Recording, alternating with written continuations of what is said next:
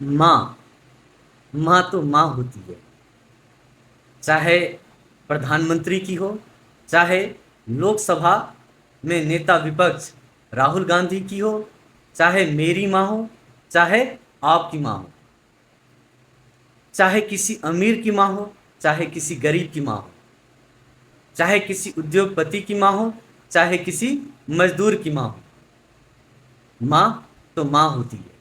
और आज माँ के बारे में मैं इसलिए आप सबसे चर्चा कर रहा हूँ क्योंकि आज ये माँ का मुद्दा पूरे देश में छाया हुआ है, क्योंकि बात हुई है प्रधानमंत्री के माँ की, जिनको कि बिहार में वोट अधिकार यात्रा के दौरान जब मंच पर विपक्ष के बड़े नेता राहुल गांधी और तेजस्वी यादव मौजूद नहीं थे, तब किसी व्यक्ति ने उनकी मां को गाली दी। ये निहायत ही शर्म की बात है, बहुत ही दुख की बात है। लेकिन ये भी एक सच है कि मां तो मां होती है, चाहे वो प्रधानमंत्री मोदी की हो, चाहे वो राहुल गांधी की हो।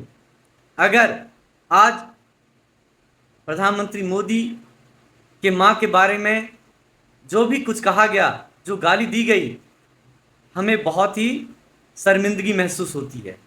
लेकिन ये भी एक सच है कि हमारे देश के लोकसभा के नेता विपक्ष की मां को जर्सी गाय,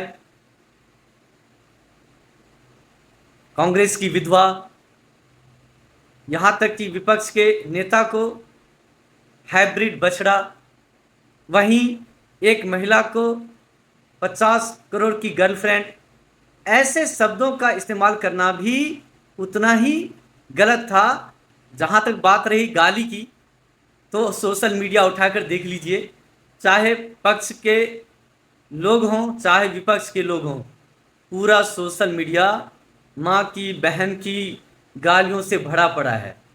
लेकिन कोई उसके ऊपर बात नहीं करता, कोई चर्चा नहीं करता। यहाँ तक कि राजनीति का स्तर इतना गिर गया है कि हमने देखा है कि कैसे लाइव डिबेट शो में एक पार्टी का नेता दूसरे पार्टी के नेता की मां को ऐसे शब्दों से संबोधित करता है जो मुझे बोलते हुए या उस शब्द का नाम लेते हुए भी शर्म आती है।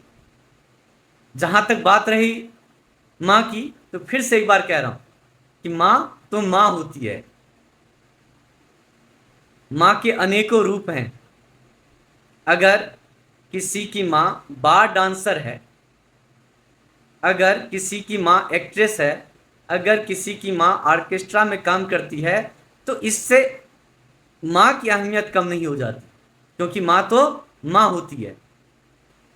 बॉलीवुड में जितने भी एक्ट्रेसेज हैं, चाहे दीपिका पादुकोण हो, चाहे कटरीना कैफ हो, क्या इनके बच्चे के लिए इनकी माँ कोई मायने नहीं रखती?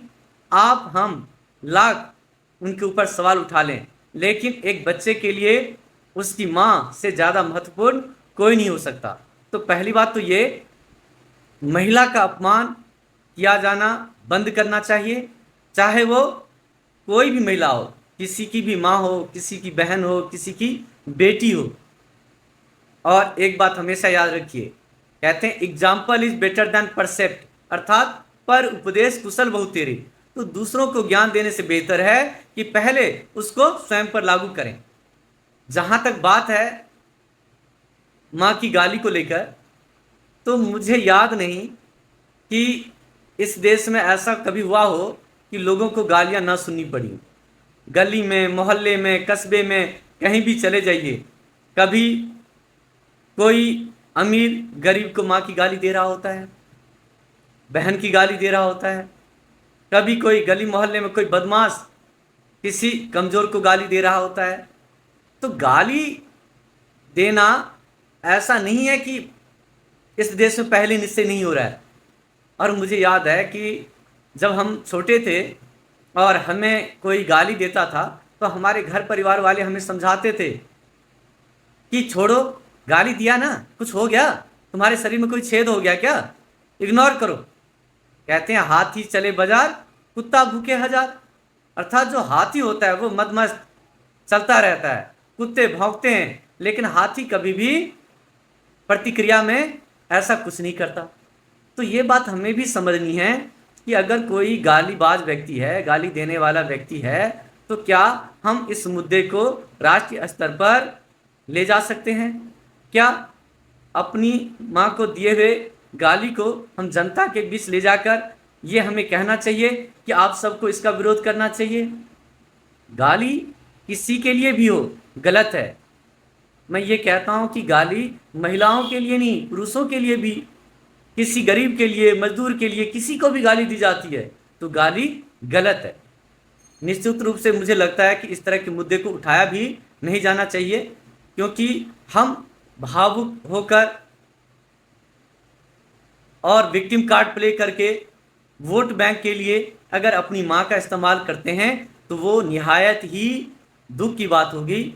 हमें लगता है कि राजनीतिक दलों को, राजनीतिक पार्टियों को सबसे पहले अपने गिरेबान में झांकना चाहिए और सभी राजनीतिक दलों को अपने कार्यकर्ताओं से, समर्थकों से गाली गलौज करने से रोकना चाहिए और जो बड़े नेता हैं पार्टी के, उन्हें खुद पब्लिक के बीच में आकर उदाहरण प्रस्तुत करना चाहिए कि किस तरीके से सबको साथ में लेकर चला जा सकता है।